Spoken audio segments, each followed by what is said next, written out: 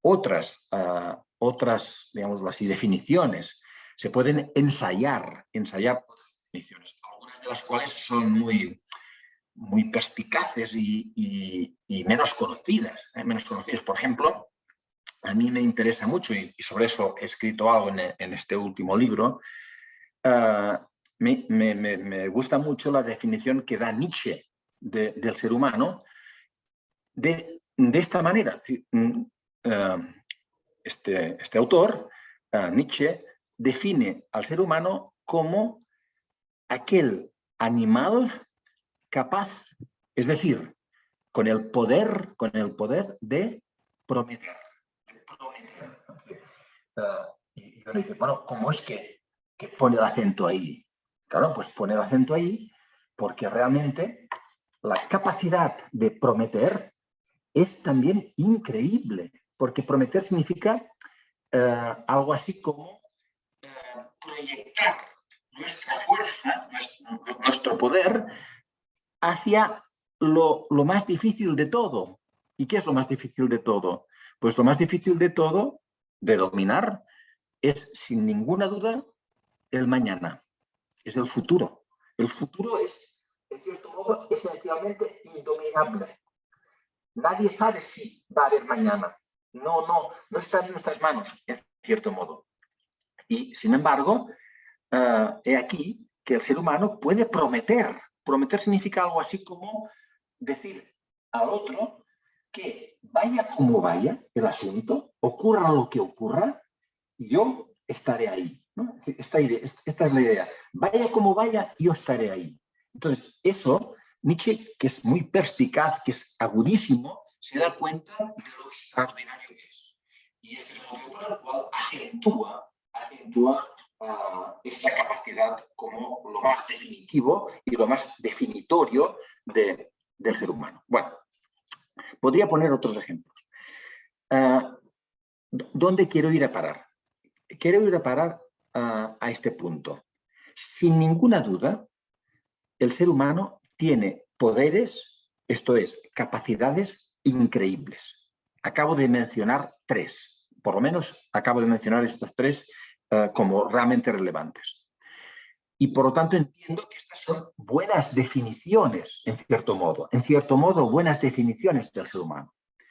Pero me pregunto si habría todavía la posibilidad de encontrar una caracterización del ser humano por debajo de estas definiciones. Es decir, todavía más fundamental. Algo que esto es pertinente, no hay duda. Ahora bien, me pregunto, ¿hay algo que pueda ser, que podamos entender que es todavía más fundamental? Y si hay algo esto más fundamental, ¿qué es? ¿Qué es? Y es aquí donde introduzco pues, esta tesis que voy a comentar pues, bastante sintéticamente. Mi idea es que el ser humano, en lo más radical, fijaos, radical, es decir, en lo más básico, en lo más fundamental, en la raíz más profunda, más que un poder o una capacidad del tipo que sea, lo que es, en lo más fundamental, lo que es, precisamente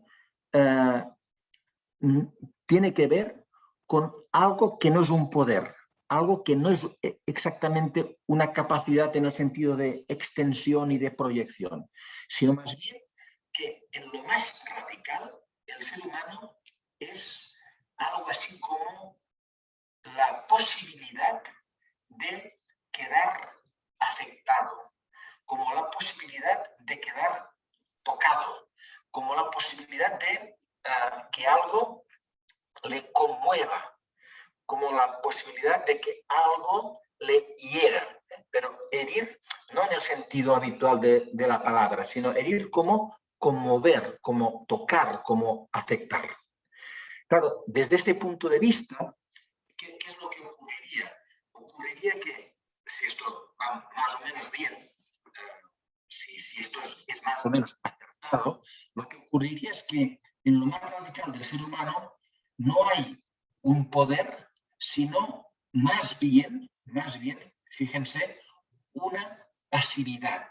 Una pasividad. Pasividad en un sentido literal. Pasividad. Fíjense que pasividad indica justamente algo relacionado con un sujeto, porque hay sujeto, efectivamente hay sujeto, pero este sujeto no es un sujeto, digámoslo así, activo y dominador, sino que es un sujeto pasivo en el sentido de que recibe algo. Es como cuando explicamos,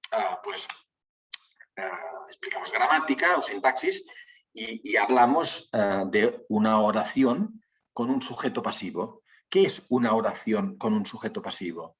Pues es una oración en la cual el sujeto no hace nada, sino que le pasa algo, Es decir, el sujeto no despliega nada, sino que es receptivo a algo que le ocurre, algo le pasa. Y entonces, esto de que algo le pasa da pie a la idea de pasividad. Hemos de fijarnos bien, eso se puede ver, digamos, con muchos ejemplos, hemos de fijarnos bien que no hay exactamente una contraposición entre lo activo y lo pasivo. Es cierto que a veces se hacen descripciones en donde activo y pasivo se contraponen y seguramente en muchos casos estas descripciones están bien, no digo que no, pero para lo que ahora nos ocupa, no hay que hacer una contraposición entre la pasividad y la actividad. No hay que hacer una contraposición. ¿Por qué no? Pues porque ocurre que esta pasividad, es decir, esta posibilidad de que algo nos toque, esto es la condición de posibilidad de que salga este movimiento. Es decir, que la pasividad como receptividad es la condición de posibilidad de la acción. Eso se pone, por ejemplo, de manifiesto fijándonos en lo siguiente. Nosotros hablamos con mucha espontaneidad de personas que están apasionadas por algo. Yo puedo estar apasionado, por ejemplo, por la música. Tengo pasión por la música. Bueno, ¿qué significa que tengo pasión por la música? Pues que yo despliego hacia la música un movimiento, una tendencia literalmente erótica, es decir, tengo afinidad por la música y por tanto voy hacia la buena música, Muy bien. Esta pasión, la pasión es este movimiento. ¿Qué ocurre? Esta pasión, ¿de dónde surge? ¿Cómo es que yo estoy apasionado?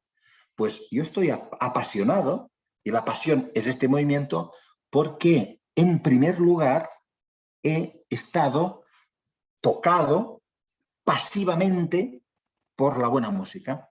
Es decir, que es el hecho de que la música me haya traspasado, que luego despliego mi pasión. Por lo tanto, dicho en otras palabras, la pasividad como receptividad es la condición de posibilidad de la pasión posterior. ¿Ven? Aquí se ve claramente cómo no hay contraposición, sino justamente lo contrario. Bien, pues llegados a este punto, ¿qué es lo que ocurre? Lo que ocurre es que podríamos a esta pasividad radical, que es una maravilla. Es decir, ¿quién es el sujeto humano? Pues el sujeto humano es alguien, digamos, que tiene como posibilidad recibir, quedar impregnado de algo, quedar tocado por algo, quedar traspasado por algo. Es decir, eso es realmente extraordinario. Entonces, digo, llegados a este punto en donde describimos un movimiento muy simple, pero muy radical, llegados a este punto, podemos como redefinir de nuevo el lenguaje, redefinir de nuevo el lenguaje y ver que palabras distintas, sin embargo, podrían estar apuntando, no podrían, sino que apuntan a este mismo hecho fundamental.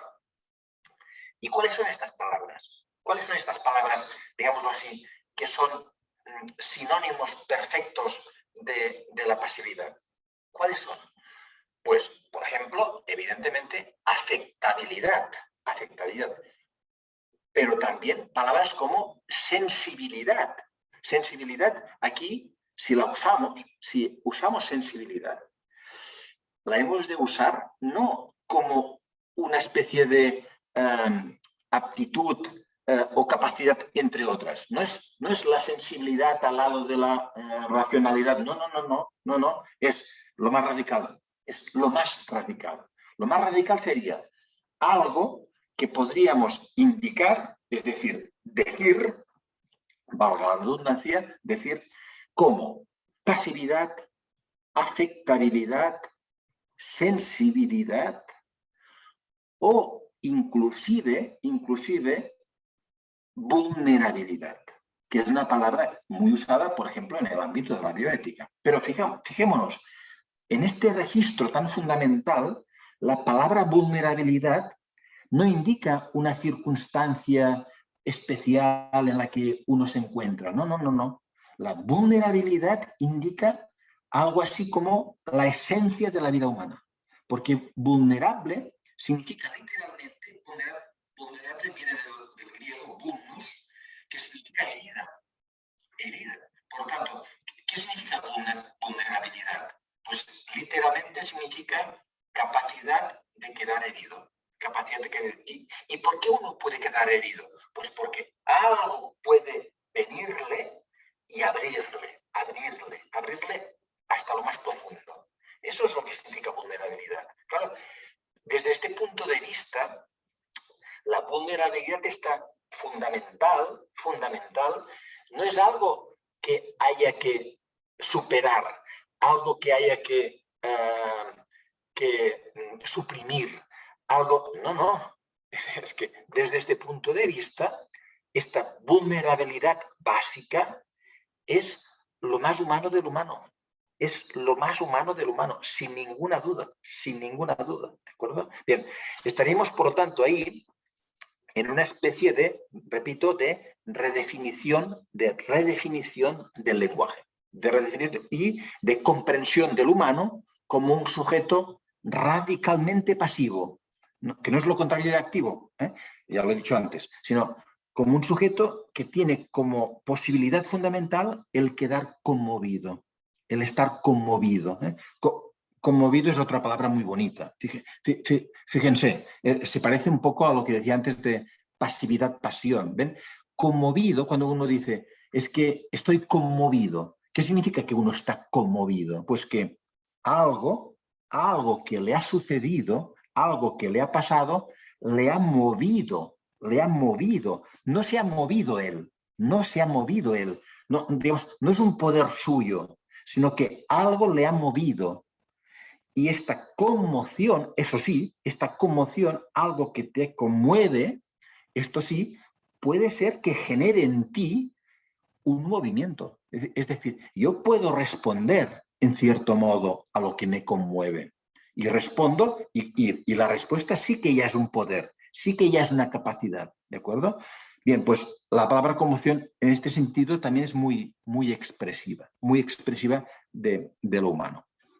Bien, y hago finalmente un último paso. Estoy sintetizando tanto como puedo y ahora, digamos, me faltaría un último paso.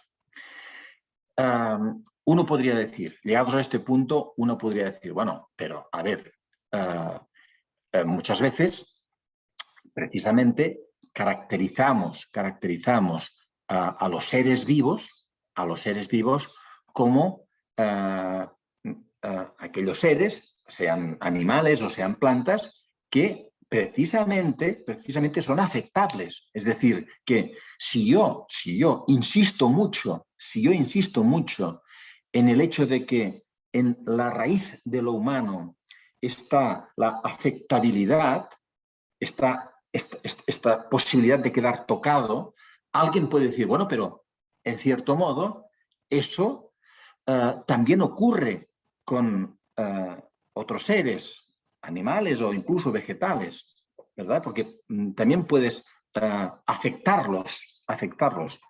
Y sí, la respuesta ha de ser afirmativa, es decir, eso ocurre con los seres vivos, que son afectables. Es decir, una cosa inerte, como por ejemplo pues este botellín de agua, no es pasivo, no es afectable, no es sensible. Todos esos son los sinónimos que he mencionado, ¿no? O sea, no es afectable, pero en cambio una planta sí. Bien, entonces la pregunta es, esta caracterización que yo estoy haciendo a lo mejor no sirve para nada porque nos sitúa en un lugar común, y si yo lo que quiero es destacar lo más humano del humano, pues es como si me estuviera perdiendo. ¿Cuál es, por lo tanto, aquí el punto que hay que añadir? ¿Cuál es el punto que hay que añadir llegados a este estadio? Bueno, pues el punto que hay que añadir es el siguiente. El ser humano es ciertamente un ser que puede recibir, muy sensible, digámoslo así, es de una receptividad, extraordinaria. Digamos, en el ser humano, el sentir como capacidad de recibir, no hablo del sentir en un sentido, para la redundancia, lenificado, dulzón, no. O sea, sentir significa literalmente la capacidad de recibir. Pues bueno, lo que ocurre es que en el ser humano, digamos, el poder, no, perdón, lo borro eso, me he equivocado. Bueno, paréntesis, una de las características de la situación humana es que es irreversible y tú no puedes borrar en realidad, pero la intención está en corregir, porque si no corrijo aquí no se entendería bien. Yo aquí no quiero hablar de poder en ningún sentido, quiero hablar de esta posibilidad de quedar herido, de quedar tocado, de quedar conmovido. Bueno, pues lo que digo es que en el ser humano el sentir se ha llegado a intensificar hasta tal punto que ha constituido o que constituye una hondura inédita. Digamos, en el ser humano el sentir tiene una hondura o una profundidad, como quiere decirse, una profundidad inédita. Es tanta la hondura de nuestro sentir, es decir, es tanta la profundidad de esta posibilidad de quedar tocado, es tanta la centralidad de nuestra fibra sensible, que es otra manera así coloquial de hablar de este asunto, es tanta la profundidad que nos constituye que he aquí, el ser humano es aquel que puede quedar conmovido, tocado, afectado, como quiera decirse, no por algo concreto, que pueda ocurrirme ahora mismo, no solo por eso, sino que el ser humano es aquel ser cuya profundidad del sentir, permite algo extraordinario, que quedar conmovido o tocado o afectado por lo infinito. ¿Qué significa quedar afectado por lo infinito? Pues que el ser humano es aquel que se encuentra pasivamente, es decir, no, yo no puedo hacer otra cosa, me encuentro pasivamente tocado por lo que no es nada concreto, por lo que no es nada definido. cuando hablo de infinito, no me refiero a una cosa muy grande e interminable. No. Me refiero a lo que no es finito. A lo que no es finito. Es decir, a lo que tú no puedes definir. Y por tanto, algo que no es, en cierto modo, concreto. Es algo que me desborda esencialmente, me desborda, me traspasa y me pasa y me traspasa. Esto sería, me pasa y me traspasa. Esto es infinito, me pasa y me traspasa. Y yo no puedo ni abarcarlo físicamente ni conceptualmente, no puedo encapsularlo. Y sin embargo, me pasa, y tanto que me pasa. Entonces, ¿qué es esto infinito? ¿Qué es esto infinito que me conmueve? ¿Qué es esto infinito que me traspasa? Pues tenemos algunos, digamos, algunos ejemplos privilegiados de cómo hay que decir esto, Buena parte de las filosofías contemporáneas que hemos llamado de carácter existencialista, pues Sartre, Heidegger y algún otro, pero sobre todo estos dos, pues sobre todo Heidegger, tienen unas páginas magistrales en las cuales se describe ¿qué? Se describe el cómo la nada de la muerte, se describe como la nada de la muerte nos toca definitivamente y ya determina nuestro modo de ser. Es decir, nosotros vivimos estando afectados ya, digamos, de muy temprano, estando afectados por la nada de la muerte. La nada de la muerte nos toca a todos y nos toca pasivamente. Es decir, no es que yo haya pensado en la muerte, no, es que la muerte me viene y me toca y me hiere de tal modo que durante toda mi vida yo ya la tendré ahí. Estará en algunos momentos pues, de forma más latente esta conmoción y en otros casos de forma más explícita, pero está siempre ahí. Eso es lo que significa la idea del ser para la muerte, es decir, que nosotros estamos, no es una cuestión solo del destino que nos aguarda, no, es una cuestión de cómo estamos constituidos ya ahora mismo. Por lo tanto, fijaos cuál es la cosa extraordinaria. La cosa extraordinaria es que la nada de la muerte, porque la muerte en cierto modo es algo relacionado con la nada, esta nada es la infinitud, porque no es nada definible. Pues la nada de la muerte nos afecta. Y por tanto la pregunta es, ¿y cómo es que la nada de la muerte puede afectarnos? Bien, pues la nada de la muerte puede afectarnos por lo que decía al principio. Bueno, al principio no, pero hace un rato. Por nuestra hondura, por nuestro sentir, por la profundidad del sentir. Es decir, nos hiere aquello que no es exactamente ninguna cosa, como por ejemplo la nada de la muerte. ¿Qué hago aquí yo? Pues simplemente lo que hago es, a diferencia de estos autores existencialistas, indicar que las infinitudes que nos constituyen, estas infinitudes que en cierto modo nos traspasan y nos depasan, no solo se reducen a la nada de la muerte, sino que esta es muy relevante, sin ninguna duda, pero que ha de describirse eso de una forma, yo creo, un poco más rica, es decir, hay otras infinitudes, no muchas, pero hay otras infinitudes que igualmente nos conmueven y que ya llevamos siempre. Básicamente hablo de cuatro infinitudes que son la vida y la muerte, el tú y el mundo. La vida, la muerte, el tú y el mundo. En cierto, ahora no tengo tiempo de dedicarme a describir cada una de ellas, pero sí a decir por lo menos una palabra de cada una de ellas. La herida, es decir, la promoción de la muerte, pues, es la que acabo de mencionar y tiene esta descripción magnífica en autores como Heidegger. Cuando Heidegger habla de la herida, de la conmoción de la muerte, da un nombre a esta herida. Es decir, una cosa es lo que nos hiere. ¿Qué nos hiere? La nada de la muerte.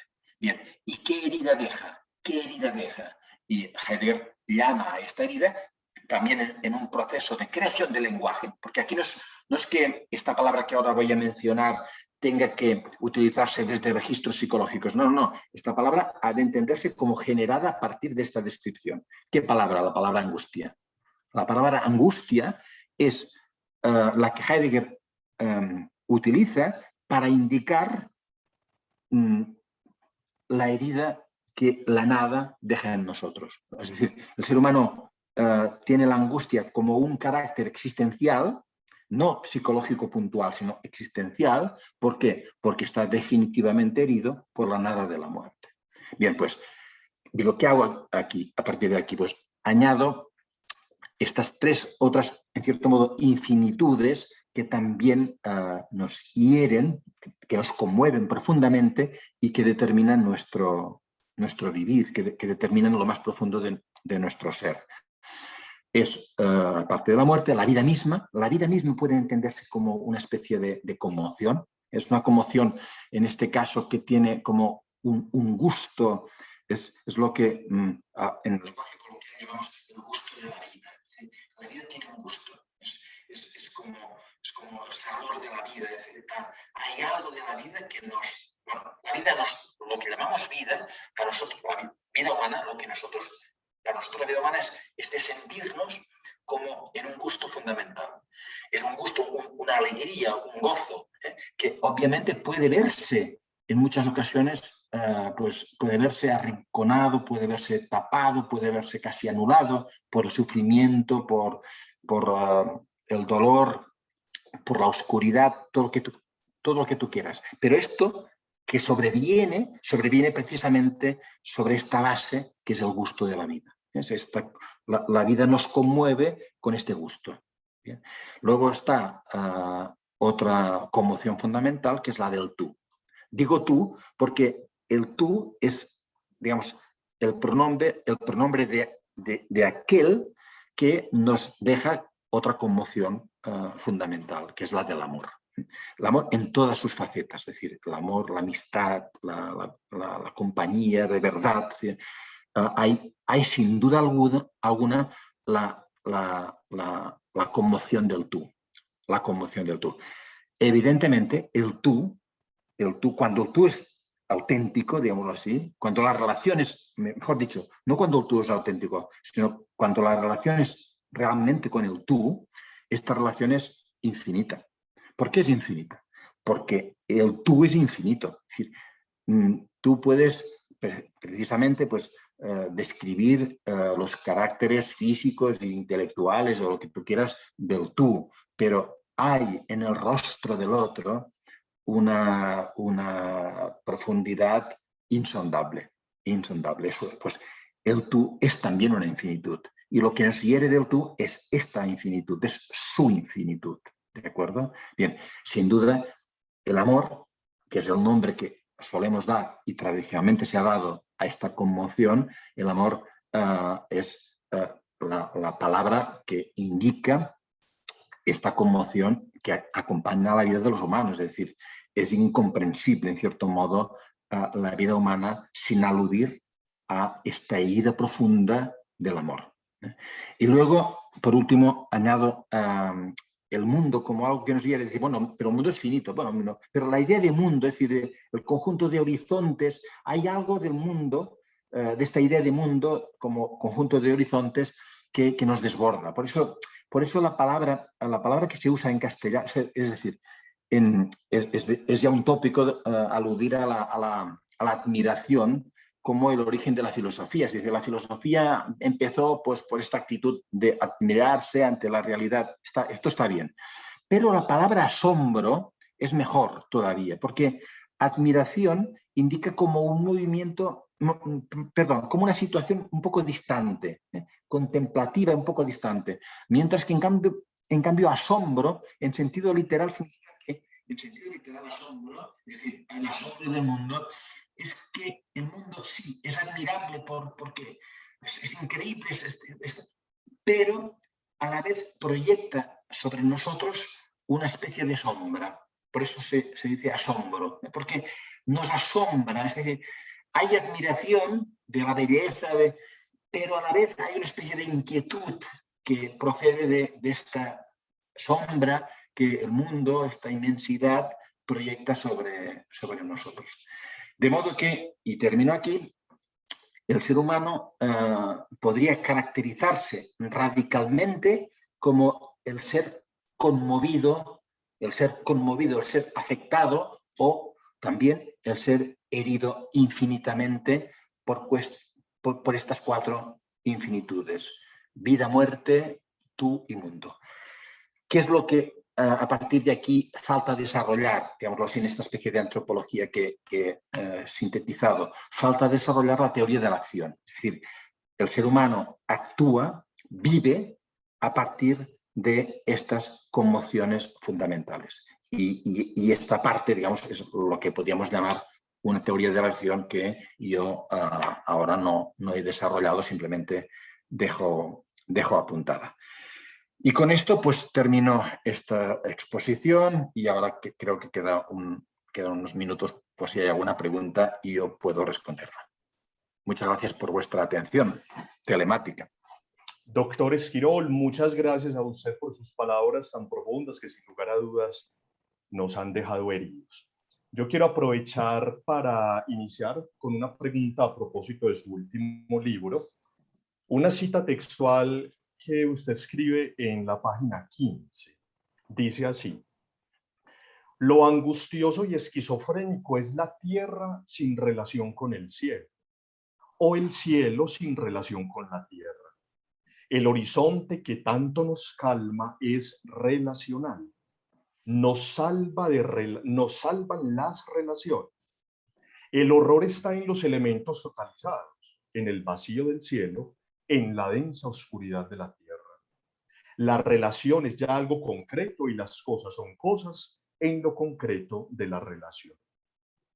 La pregunta sería la siguiente a partir de la provocación de esta cita, y es: después de un tiempo tan traumático como este, de no relación, de no afectación o una afectación distinta, ¿cómo poder reivindicar los escenarios en común de encuentro, de vínculo post-pandemia? Bueno, muchas gracias por la pregunta. A ver, voy a intentar ser breve y lo seré. Hay una primera parte de la cita que has leído donde yo insisto en la importancia de relacionar, porque me parece que eso precisamente forma parte de esta teoría de la acción que ahora no he desarrollado, pero que sí que en el libro intento desarrollar un poco.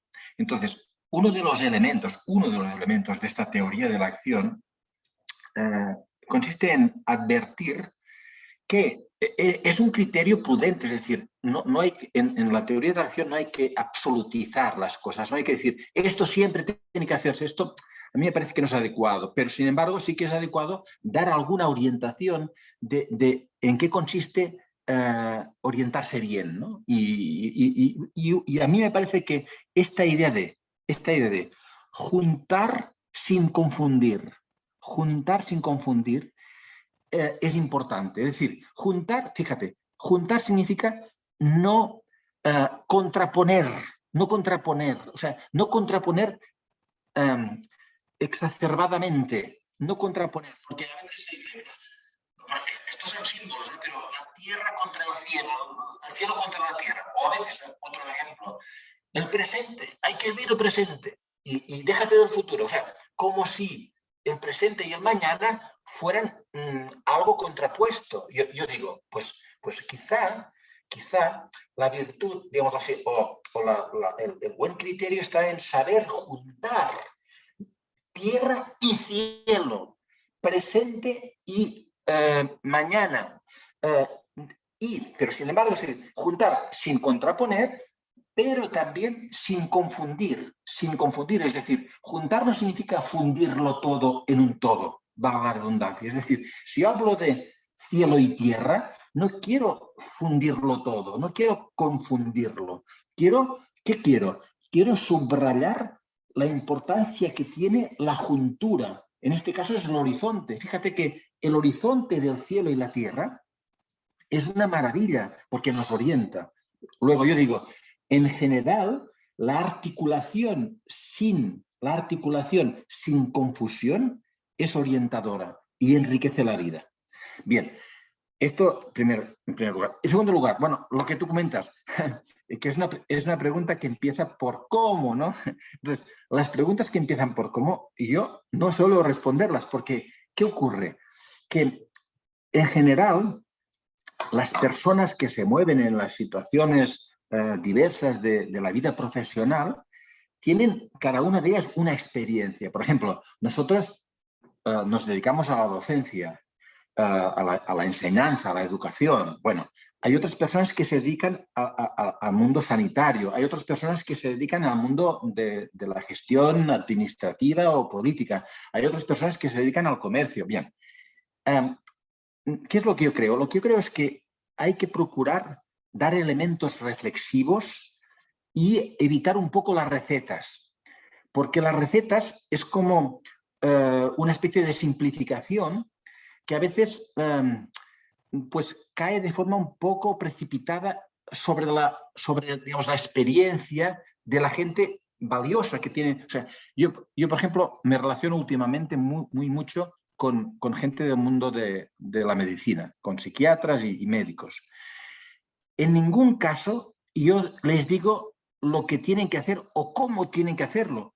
En ningún caso, porque ¿cómo yo podría atreverme a decir cómo tienen que hacer las cosas? Ahora bien, otra cosa es que yo pueda insistir en lo importante que es para la vida humana que haya relaciones, porque estas relaciones son orientadoras, porque las relaciones crean lazos, porque además nadie se sostiene en pie solo, es decir, digamos, por muy individualista que uno crea ser, en realidad nadie se sostiene en pie solo. Es decir, yo puedo insistir en elementos fundamentales que orientan la acción, que pueden orientar la acción. Pero yo aquí me quedo, es decir, no quiero traspasar esta línea de, digamos, de la receta de la invasión de esferas que cada uno en su madurez ha de ver y sabe mejor que yo cómo tratar, cómo desarrollar, cómo multiplicar. Muchas gracias, doctor Esquirol. Hay otra pregunta que hace uno de nuestros asistentes. Dice así: es claro que la tecnología y la ciencia puede tocar, conmover o afectar al ser humano. Por ejemplo, los experimentos Tuskegee o, en el caso colombiano, la tecnología de la guerra. Pero ¿cómo podemos desde lo infinito, desde la trascendencia, sobreponernos como humanidad a este tipo de sucesos? ¿Cómo recuperar la humanidad perdida? A ver, o sea, a ver, aquí, ¿qué ocurre? Que yo he utilizado palabras que son palabras de uso habitual, como la palabra conmoción o como la palabra herida, para tratar de una cosa muy radical. Es decir, he evitado el lenguaje técnico porque me parece que realmente este lenguaje que he utilizado es bueno. Es decir, es un lenguaje coloquial, pero es muy bueno. Entonces, claro, lo que en cierto modo pido es que si hablo de conmociones infinitas, se entienda que aquí no hablo de cualquier conmoción. Por eso he dicho, llegado un momento que he dicho, bueno, ¿qué pasa aquí? Digamos, nosotros podemos estar afectados por muchas cosas. Como esta persona dice, evidentemente, todo lo relacionado con la guerra, por una parte, o todo lo relacionado con algunos inventos y mundos tecnológicos, realmente puede ser muy conmovedor, en cierto modo. Nos puede afectar muy profundamente, es evidente. Pero yo aquí no hablo de, o sea, en estos casos no hablaría de afecciones infinitas. Infinito yo lo reservo estrictamente para lo que he dicho y no más. Es decir, el ser humano está afectado por estas infinitudes que son básicamente la de la vida, del amor y de la muerte. Esto es un poema de Miguel Hernández. Son estas infinitudes y no otras. Es decir, y no otras. Entonces, ahí, intento responder mínimamente, ahí, en estas infinitudes, digamos que lo que nos hiere es infinito, pero abre nuestra profundidad, de tal modo que la trascendencia, que es la palabra que ha utilizado esta persona que me ha hecho la pregunta, la trascendencia, ¿dónde está la trascendencia? ¿Qué significa trascendente? Trascendente significa literalmente lo que está más allá de. Esto significa trascendente. Es decir, cuando en la teología tradicional se decía es que Dios es trascendente al mundo, significaba que efectivamente Dios está más allá del mundo. Esto es lo que significa trascendente, es literalmente aquello que está más allá de. Bueno, pues en el planteamiento antropológico que estoy haciendo, ¿qué ocurre? Ocurre que la trascendencia es a la vez una inmanencia. ¿Por qué? Porque lo que es infinito no está allí, digamos, entre comillas, lejos. No. Lo infinito es nuestra profundidad misma, porque es lo que nos traspasa. La trascendencia es lo que nos traspasa y nos depasa. Lo trascendente nos traspasa y nos depasa. Yo no he hablado aquí, no he utilizado la palabra Dios intencionadamente. ¿Por qué? Porque creo que la infinitud de Dios, digámoslo así, en el monoteísmo está en el tú. Es decir, la palabra tú y aquello a lo que alude tú, el tú, incluye lo que en los monoteísmos sería la idea de Dios. Y por lo tanto, en este sentido, ahorro esta terminología. Pero bueno, digo, hablando de la herida del tú, estoy hablando de una trascendencia que es a la vez nuestra profundidad misma. Gracias, doctor Esquirol, y que a partir de eso que usted propone puede ser para la reflexión teológica también contemporánea una reivindicación de la encarnación como vínculo inicial con la trascendencia. Muchas gracias. Hay otra pregunta que nos hacen y es la siguiente. ¿Podría entonces afirmarse que cuando yo le encuentro sentido a un fenómeno que me ha herido, me ha dejado traspasado, me ha estigmatizado, mi racionalidad me abre a una posibilidad de trascender y de pasearme por aquella relación de infinitud, o como dice Víctor Frank, por aquella dimensión profunda, espiritual trascendente? Como veo que salen varias veces la palabra trascendencia, yo insisto en este lenguaje muy básico. Fijaos qué ocurre. La palabra altura, que a veces se ha utilizado también en discursos de carácter religioso y teológico, la palabra altura, en latín, altus, fijaos qué bonito. Altus significa tanto lo alto como lo profundo. Es decir, en cierto modo podríamos decir, la altura es a la vez una profundidad. Entonces, claro, hablando este lenguaje, ¿qué es lo que ocurre? Lo que ocurre es que el ser humano tiene una profundidad tal que es la que lo abre, esta profundidad lo abre a lo infinito.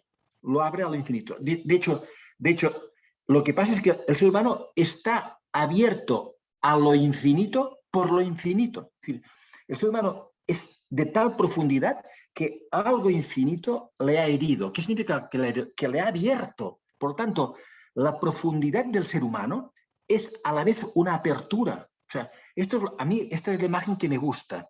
La profundidad de lo humano es a la vez una apertura. ¿Una apertura a qué? A lo que le traspasa, a lo que es infinito, aquello que él no puede de ningún modo conceptualizar y que sin embargo no puede conceptualizar y que sin embargo le tiene absolutamente traspasado. Este es el lenguaje que creo que vale la pena utilizar para entender la situación. Muchas gracias, doctor Esquirol. Hay otra pregunta que dice de la siguiente manera. Sabiendo que tenemos la capacidad de sentir y que hay algunos que sienten más que otros, ¿esa capacidad de sentir puede ser tomada como una debilidad o una fortaleza?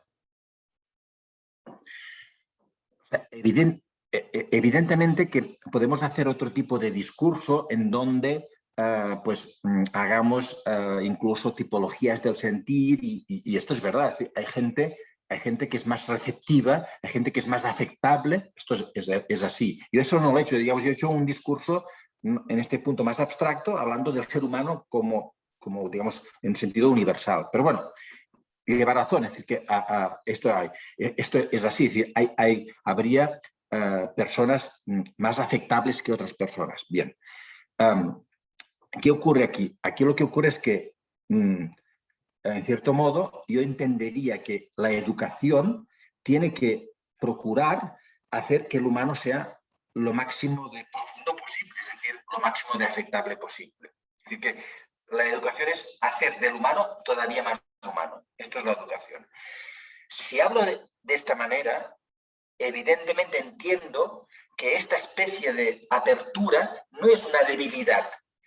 O, si es que se entiende como debilidad, no es un defecto. O sea, a lo mejor alguien quiere utilizar la palabra debilidad para hablar de eso. Tampoco me molestaría a mí, pero entendiendo que esta debilidad no es un defecto, sino lo contrario, que esta debilidad, es decir, esta fibra sensible, en realidad es lo más precioso que tenemos, es lo más definitivo del humano, es esta hondura. Por tanto, es paradójico, es decir, es una debilidad paradójica, por lo menos es paradójica. Gracias, doctor Esquirol. Y hay una última pregunta que dice así. Hola, doctor Esquirol. Me ha encantado su ponencia y quisiera leerle. ¿Cuál de sus libros me recomendaría en lo personal leer primero? Lo que yo estoy haciendo estos últimos años es un solo camino del pensar, que diría Heidegger, es un solo camino de pensamiento. Y lo que he publicado, estos 3 últimos libros, los 3 últimos que he publicado, que son La resistencia íntima, La penúltima bondad y Humano más humano, son libros que forman parte del mismo camino, de un mismo camino, de un solo camino, un mismo camino. No hay exactamente una secuencia, es decir, hay más bien una constelación conceptual, de modo que cualquiera de estos 3 libros podría ser una buena introducción a este planteamiento. Lo cierto es que lo que he contado hoy, lo que he explicado hoy, forma parte especialmente, no solo, pero forma parte de este último que lleva como un título muy expresivo y que es lo que he explicado, ¿no? Se llama Humano, más humano. Y el subtítulo es Una antropología de la herida infinita, que es lo que he intentado explicar. Gracias, doctor. De esta forma culminamos esta maravillosa ponencia y le agradecemos nuevamente al doctor José María Esquirol Calaf por sus bellas y profundas palabras. Muchas gracias por vuestra atención, gracias por esta presentación tan amable y espero que algún día nos podamos encontrar presencialmente, personalmente. Hasta luego, hasta la vista. Seguro Cuídense. que sí. Hasta Cuídense. luego.